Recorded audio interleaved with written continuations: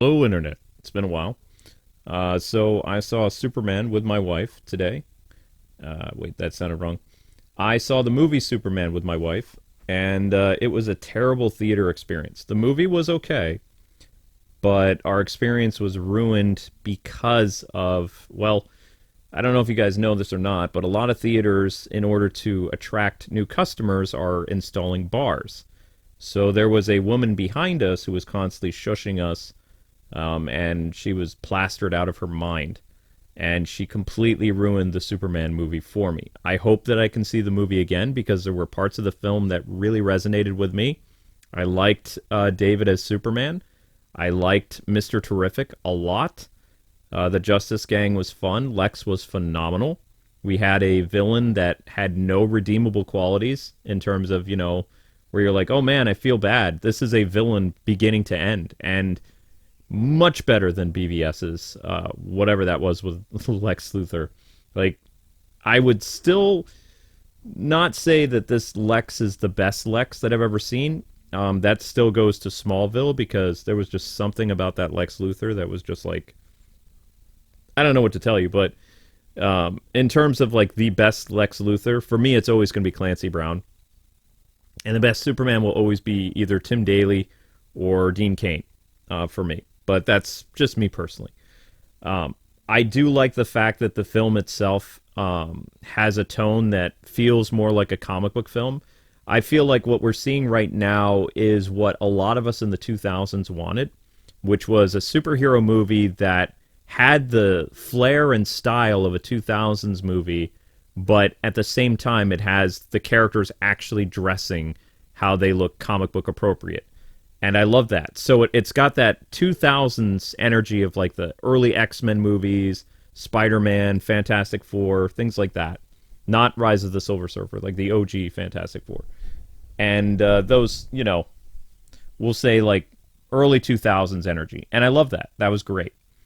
The movie itself did not go well for us, the experience, because besides the woman who was drinking, because the theater is focused so much on attracting non-families and comic book fans and stuff like that, there were numerous times during our showing where the film cut out. So it was completely unprofessional. For me, it completely ruined parts of the movie. So it's hard for me to judge the film, based on just that as alone compared to my horrible experience with the movie.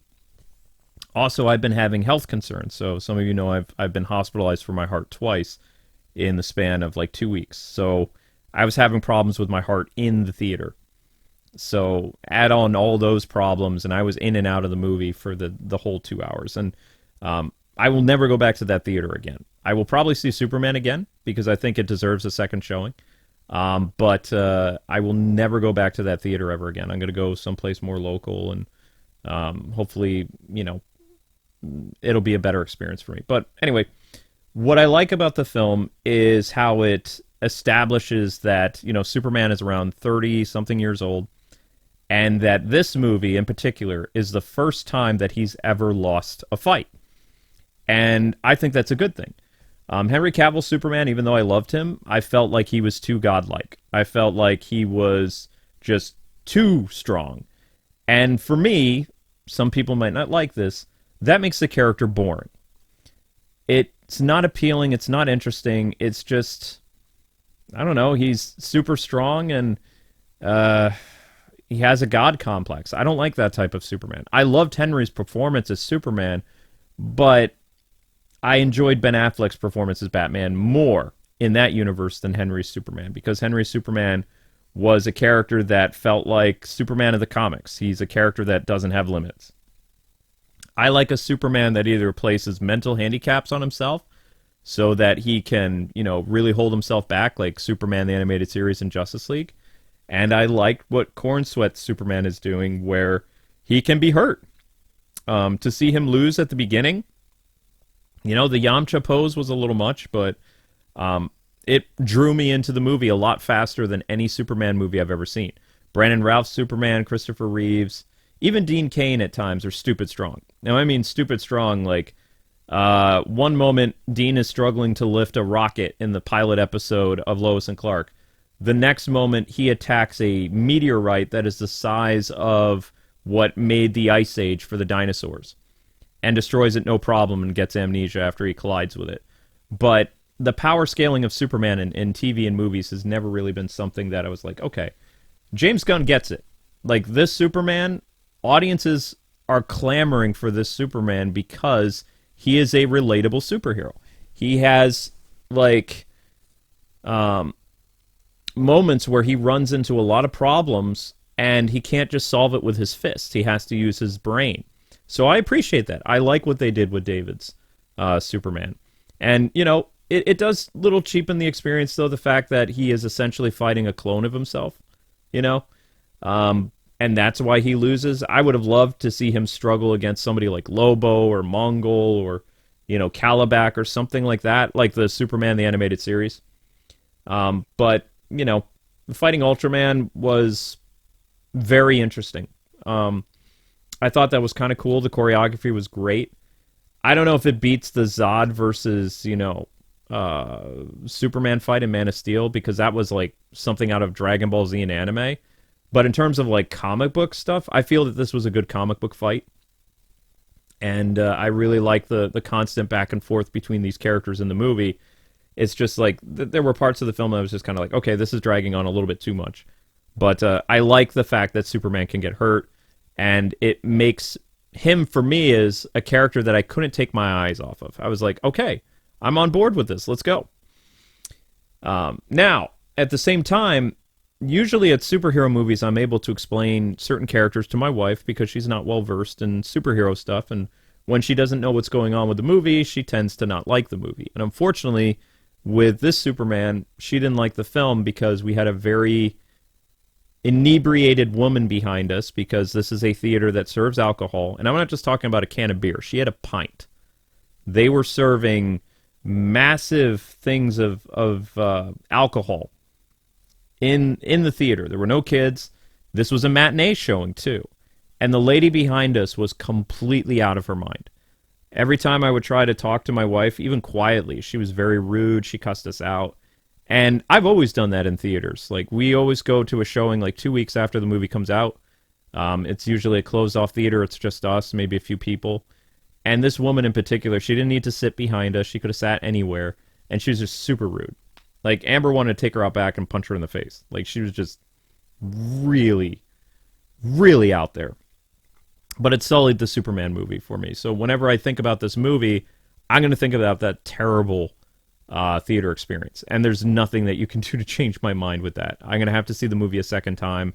And unfortunately, I don't think this movie has box office legs, so I don't think that there'll be a time for Amber and I to see it again until we buy it on Blu-ray, which I will buy it on Blu-ray. But yeah, I like how Superman is a weaker character, but also shows elements of strength. Like, he's still Superman. It's just, instead of kryptonite, he can be really beat up by a fellow Kryptonian to ways that we've never seen before. Even the Man of Steel movie, where he's battling Kryptonians, he doesn't get as messed up as he does in this movie. So I was like, wow, you know, this is actually something that I can kind of get into. The Clark Kent character is not really there. This is the same problem I had with Henry Cavill's Superman. He wasn't Clark Kent, he was Kal-El. This Superman is super obsessed with his Kryptonian heritage, to the fact that he uses his parents' message to him as a baby as basically a coping mechanism when he's in pain and when he's having, like, I wouldn't say panic attacks, but when he's, you know, really suffering. The robots inside the Fortress of Solitude will play the Superman movie of his parents, and almost like an ASMR thing to calm him down. So you know, that to me was like, okay. I didn't really like that. I was like, okay, that's kind of dumb. So his obsession with his Kryptonian heritage with the Superman I didn't like. And the twist that they do later didn't resonate with me at all. But again, it's very common of DC to basically villainize either Batman or Superman's parents, but I want to spend some time on that later. So I like the Fortress of Solitude stuff where it shows Superman healing and how they do it with focused sunlight. I think that's great. I like how they get right back into the fight, and I like how they have the focus of the film about Superman actually losing. And it makes headlines because Superman's been around for like 3 years or something like that, and he's been guardian of Metropolis for as long as, they can tell you in the opening credits, which they did a great job with that. I like the Richard Donner style Superman credits too. That was a nice throwback. There's a lot of Easter eggs in this movie that James Gunn shows you that he's a fan of Superman and the Superman movies, so I really appreciate it. But his Clark Kent, it's more of a Superman movie than it is a Clark Kent film. Like, it doesn't feel like Clark does very much. Clark is an egotistical narcissist who interviews himself in order to have a fancier apartment than Lois Lane. That's the Clark Kent in this universe. He doesn't really have the morality that we've seen with other Superman, other than he will protect any life that he can because it's precious to him, and I appreciate that. But I think that his Clark Kent needs some improvement. He's not goofy, he's not serious, he's just some average guy. And don't get me started on the hypno glasses. That's really dumb. But yeah, the Clark Kent scenes didn't hit well with me. Also, the constant arguments between him and Lois was just not something that I'm accustomed to. And I've been married for 19 years, and Amber and I have gotten into some pretty heated stuff. We've been married 19 years. But it doesn't end the way that it did in this movie. It was, they fight over the dumbest thing for about 8 minutes. Superman acts like a whiny little brat. And both of us just kind of looked at each other. It's like, do they even know how marriage works? Or how relationships work? Because they didn't even try to work it out. They let it fester for days, and it just got worse. And then eventually they came to a conclusion near the end of the movie when something horrific happened. But that's not usually how most relationships work. So that was a little off-putting, but again, it doesn't really destroy the movie. It's just kind of annoying. I know a lot of people are like, well, I like the interview sequence. I don't. I also don't like the fact that they made, Clark overly benefit from interviewing himself. That seems like a very shallow thing. And Clark Kent didn't used to do that in the Dean Cain Superman show, in the Superman animated series, in Man of Steel.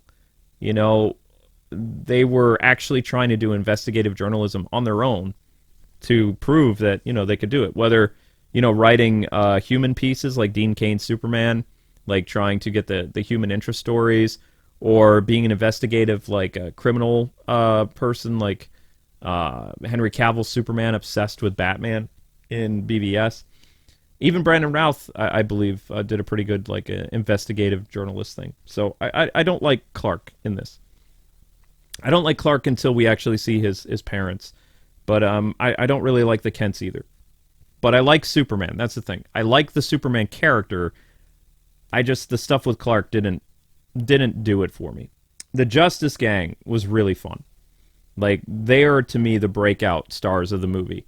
I hated Nathan as Guy Gardner, but at the same time, I hate Guy Gardner, so it's perfect casting. Nathan Fillion has played Hal Jordan, and I think he would make a great Hal Jordan. They cast someone else as Hal Jordan for the DC universe, by the way. But, he really brings out Guy Gardner to the audience.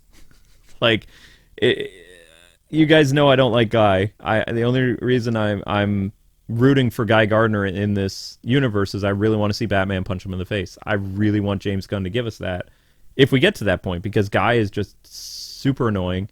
He's the leader of the Justice Gang, but he's just insufferable. But that's Guy Gardner. Hawkgirl, I wish we saw more of her. I liked what I saw of her. Her screaming like a hawk was a little annoying. I would have preferred more of the Amazonian yell that she had in the Justice League animated series and some other versions of Hawkgirl we've had. The constant screeching like a literal hawk was kind of yeah. Also, that face she made that's being memed everywhere. Yeah, it's that bad. But it's not the actress's fault. I thought she was great as Hawkgirl. The way she fights and stuff is very spot on to the Hawkgirl character. So that was awesome. To me, the best character in this movie that really just stole the show for me, every scene he was in, was Mr. Terrific. Mr. Terrific is literally the best character in the movie, and he has the most character progression of the entire cast. that character actually has a story that blends in well with the main character, which is Superman, and it just works. The amount of times that he's on screen, I just can't stop watching the character. And I'm not a huge fan of Mr. Terrific. He was a replacement character that was brought in for the JLU show when they were writing Martian Manhunter out, and he took over Jean's role in the show. But he didn't really have a lot of solo episodes where we as fans really got to know Mr. Terrific. Mr. Terrific in this movie, it feels like a continuation of the character that we saw in the animated form, and I love that. I really do. I like everything about him in the T-Spheres. I like his banter with Lois. I like his conversations with Clark. I like his interactions with his teammates in the Justice Gang. I like everything about Mr. Terrific in the movie. A lot. And I want to see more of him. I do, because I think that the character deserves to get more screen time than some of the other characters we saw in the Superman movie. Like, there are some characters that I don't want to come back, and I'll explain that later. But Mr. Terrific, I want to see again. And I'm not, again, a big Mr. Terrific fan, but it felt like, you know how the scene in BVS with the warehouse just really made people love Ben Affleck's Batman? There's a scene in this movie where Mr. Terrific is protecting Lois, and it's just so well done. Like, that to me was one of the most exciting and coolest aspects of the movie, because essentially Mr. Terrific is just a man who has the ability to control these T-spheres. He doesn't have, like, superhuman abilities. So there was a lot of tension in that scene where he's fighting off an army, but it was so well shot that it was just great. And I like that we got to see that element of the movie. And all the jokes that the character did, like, he was kind of the comedy relief sometimes. Nathan was just a jerk as guy, so I wouldn't really call him the comedy element of the movie. He's, you know, stuck up his own butt, basically, which is, again, he's playing Guy Gardner, so Guy Gardner is not likable. You can't change my mind. So, yeah. But Mr. Terrific was literally terrific. Like, I really just was like, I want to see more of this character. I do. Lex Luthor in this is phenomenal. I have not seen this good a Lex on film ever. So he is my favorite Lex Luthor in live-action cinema. He is not my favorite live-action Lex, and he's not my favorite Lex Luthor of all time. My favorite live-action Lex still goes to Michael in Smallville. Like, that is pinnacle Lex Luthor for live-action. He starts as a decent guy, but then he has this whole villain arc, and it's unredeemable. And then Clancy Brown is the pinnacle Lex Luthor. He's cold, calculated, and I could see some of Nicholas Holt's Lex Luthor in Clancy Brown, but just not to the same gravitas. Like, Clancy Brown's version of Lex is just on a whole nother level. If I'd never saw Superman the Animated Series as a kid or the Justice League show, this would be my favorite Lex Luthor ever. Even over the Richard Donner Superman and, you know, the Brandon Routh Lex Luthor, like, this would be the pinnacle Lex Luthor for me. But I was spoiled as a kid in the 90s with much better entertainment. And I'm sorry, but the Superman 2025 movie, while it's fun, it doesn't hold a candle to the amazing writing, storytelling, voice actors, and just episodes in general of Superman the Animated Series. It's close, and it's not bad, and James Gunn really set a good tone for this universe, but it is not better than what I have seen and experienced as a fan of the character through those mediums. I think he's a better Superman than Dean Cain's Lois and Clark, but Dean's Superman never got to go up against the type of actual supervillain threats that David Cornsweet's Superman did. And he did. He actually fought people that were on the same level of him, and that made for some really great sequences, story, and just really feeling for Superman as, like, this is a flesh and blood character. You know, seeing Superman in pain and struggling and, you know, being worried for innocent people. I love that. But at the same time, I think it was a little bit too much. Like, Superman the Animated Series, Superman would get hurt once in a while, and he'd have to rely on his brains to beat an enemy and outsmart them, but it wasn't the entire time. Like, this Superman, to me, he feels weaker than some of the other versions that I've seen growing up. So I think that he took too many licks. Again, he's fighting another Kryptonian, makes sense, but way weaker than Henry Cavill's. And I know, Henry Cavill's Superman God Complex. Already mentioned that. But it's okay to show a character be vulnerable, like Superman. The focus of this movie was too much on his vulnerabilities. Like, way too much. I would have loved to see, like, we saw him vulnerable at the beginning of the movie, where he got his butt kicked and he crash lands into the Yamcha pose. Then we see him lose when he gets back to Metropolis. Then we see him lose when he gets arrested. Then we see him lose when he's fighting in the stadium. There's too much losing. Needed to be more winning. At the end of the movie, yeah, we got to see Superman and Krypto work together and they kick butt and take names. But it felt like the build-up took too long for that. It would have been nice to see Superman have more moments where he's constantly winning.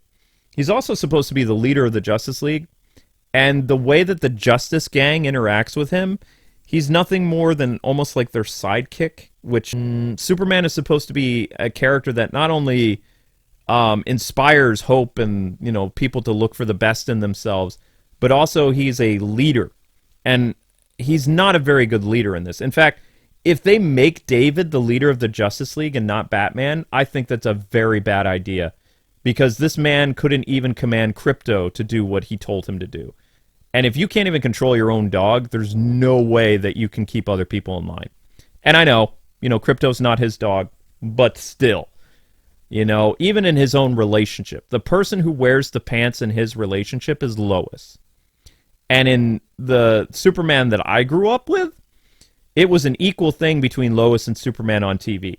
Like, their chemistry was undeniable, but their relationship, they both were co-leads, whereas Lois feels like the man in the relationship, and Clark is very emotional.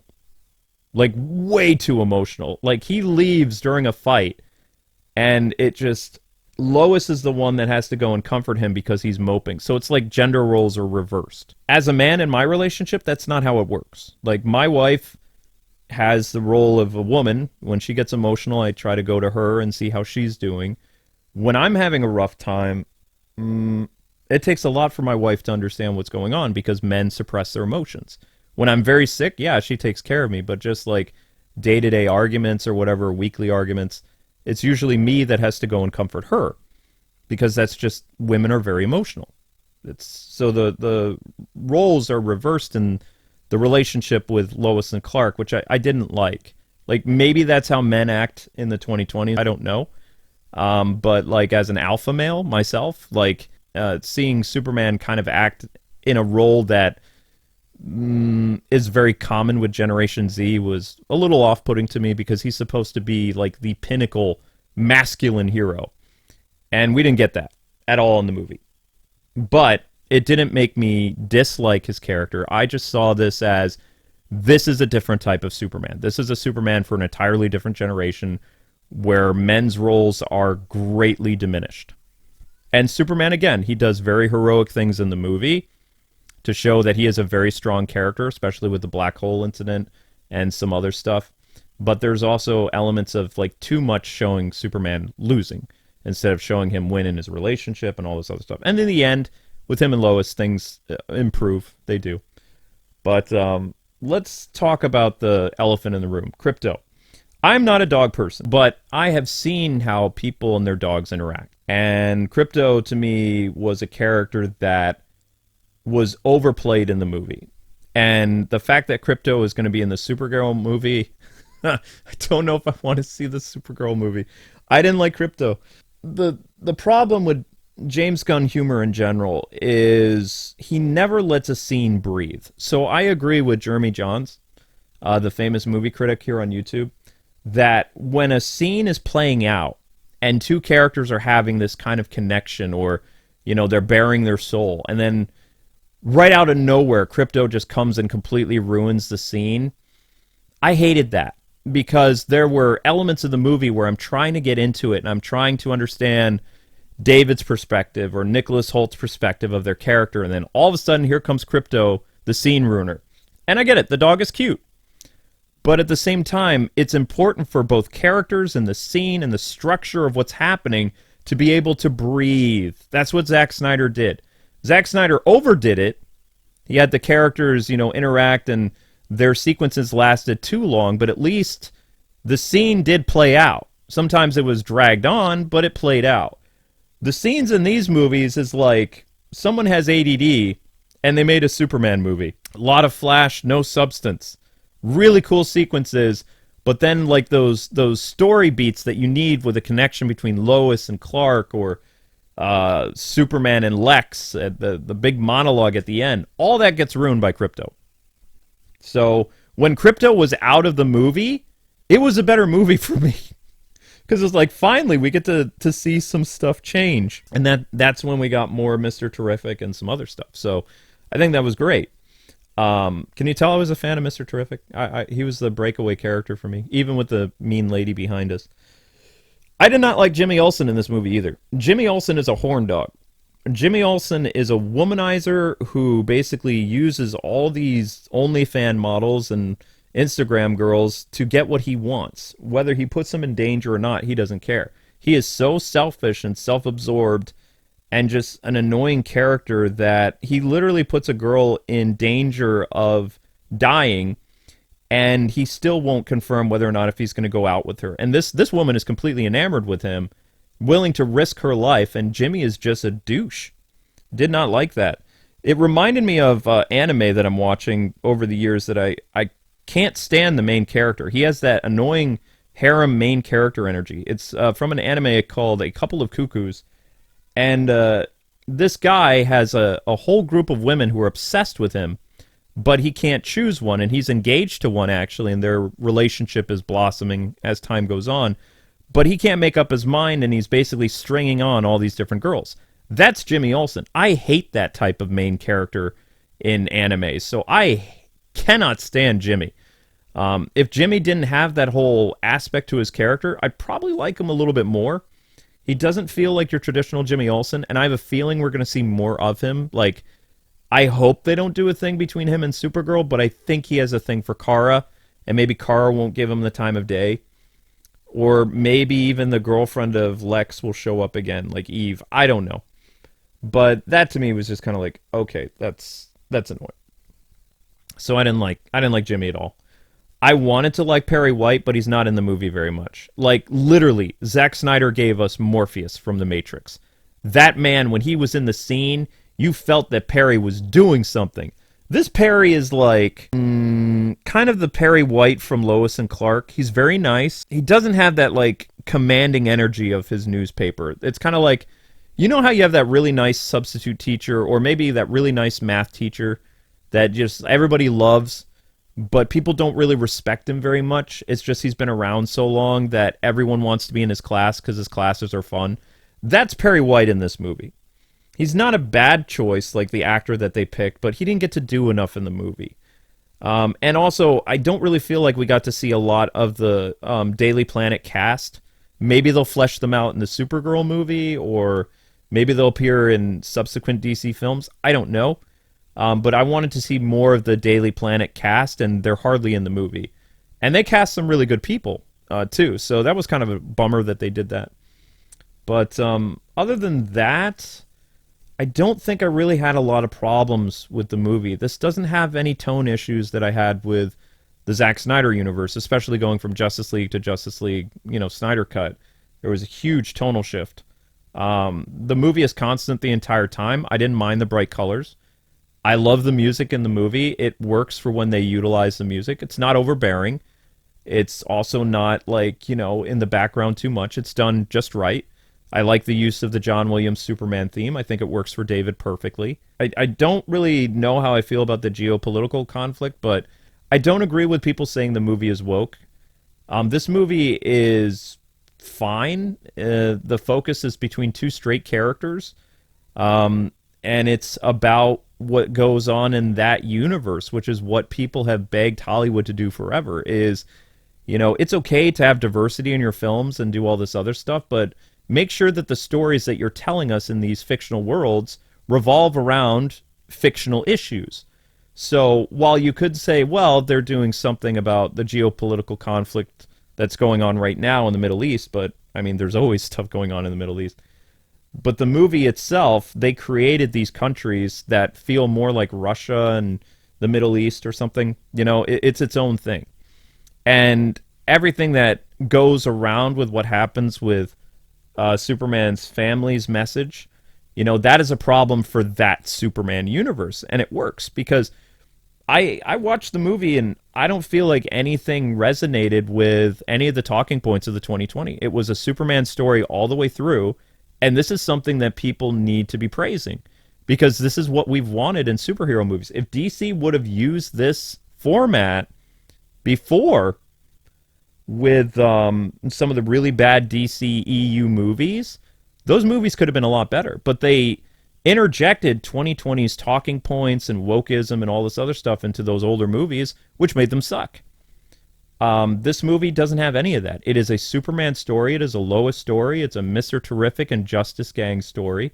And all the problems that happen in this world are just tailor-made for this universe. And there's literally some serious stuff that goes down. The whole world almost gets destroyed, and people are freaking out, obviously. But I love that, and I respect that of James and, of the new DC studios, that they're actually formulating a plan and their own problems for these universes' characters to interact with. That's perfect. That's all we've ever wanted. That's what fans have begged studios for years. And studios have always put their nose up to people, and they're like, no, we're going to push this, we're going to put that. That's why I hate the Marvel movies over the past, ever since Endgame and Spider-Man ended, they overly focus on what's going on in the real world. And they try to bleed that into the movie, and they basically finger wag you. And that's annoying. Superman did none of that. So I really respect that about the movie. I don't really have a score for the movie. The last thing I wanted to talk about is the thing that I could not stand is something that is very common in the 2020s, which is villainizing the birth parents or the fallen family members in Bruce Wayne's case in order to make the character appear more heroic. And you can't have benevolent parents anymore. They have to be evilized. So I did not like that. And the fact that the message was clear that basically, the Kryptonians are evil, and they wanted Superman to create a super harem and stuff like that. I groaned a little bit. But I mean, I knew about that before going into the movie, so I was just waiting for that to happen. It wasn't something that I was like, okay, this is going to ruin the movie for me. I get it. I know what James is doing. He's trying to make the Superman movie stand out compared to some of the other Superman incarnations we've had. Totally understand that. I just not a fan of that trope of villainizing good people in order to build up their children and make their children better. And I also didn't like how they made the Kents stupid. There is a trope going around where people constantly are looking at white people in one or two ways. Either you're really stupid and kind, or you're really mean and you're the reason why society is falling apart. So James Gunn went with this stupid Midwestern family that they don't know how to use technology, and they're just really dumb, but they have a lot of heart. I didn't like that. They're not my favorite, Martha and Pa Kent. My favorites are still the Dean Cain versions and probably the Tim Daly Lois, or Tim Daly Kent family. Those guys are really good. I didn't really care for Kevin Costner in Man of Steel, but they just didn't work for me. These guys, they're just doting dumb people, and I appreciate that they love their son, and I like what they did at the end of the movie with having coming full circle from the beginning of the movie where Clark was overly obsessed with his Kryptonian parents, and then at the end of the movie he's being surrounded by all the love and affection that he had growing up with his real parents, which are the Kents. The Kents are the ones that always gave Clark his moral compass. Midwestern Christian family, they love everyone, they taught their son right, and they're very proud of him. So I like the message at the end of the movie, and I like the twist with Supergirl. That was great. And I also like how they end the movie with essentially Mr. Terrific saves the day. Mr. Terrific is the one responsible for saving Earth. But then at the end of the movie, Superman and him are staring at a fissure in Metropolis because Mr. Terrific put the world back together again, but it's crooked. Like the it's not perfect. So Superman is pointing out that this isn't perfect, and Mr.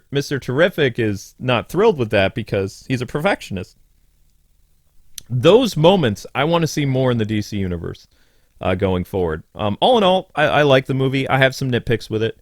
I don't know where I would place this in my favorite Superman movies. Probably number 3. I still think Superman 2 is really good. I like because the whole Zod thing was really interesting. I like Man of Steel, and I like David's Superman Legacy, so that would be number 3 for me. And then probably the 1978 Superman, and then Superman Returns, and I stopped there. BVS to me is a Batman movie. It's not Superman. It's an ensemble movie just like Justice League. Batman is the focal point of Batman versus Superman. He has the most screen time as both Bruce Wayne and Batman. Plus, he has top billing. It's Batman v Superman, not Superman v Batman. But if I was able to see the Superman movie again, because I did miss about 15 or 20 minutes of the movie because the theater cut out. I'm being completely honest. It just went fade to black. So I didn't get to see a lot of the Easter eggs. I didn't get to see a lot of stuff. I heard John Cena, but I didn't see him. So I'm sure he had a cameo on a talk show or something, but the theater literally blacked out a couple times. If I could have got my money back for the movie, I would have, but with all the people drinking and stuff, I don't think that was a possibility. So, but I'm not going to give this movie a score. I think that you should go and see the movie for yourself. I will say that, again, I don't believe the movie is woke. If that's a deciding factor for you, this is a good superhero movie.